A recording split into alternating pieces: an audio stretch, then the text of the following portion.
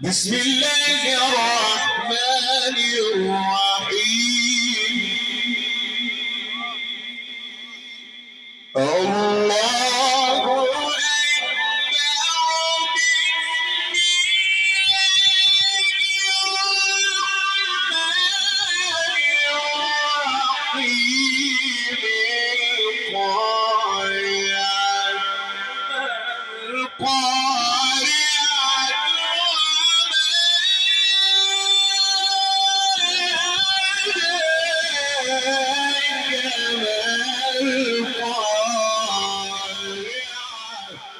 فأما من ثقلت موازينه فهو في عيشة راضية.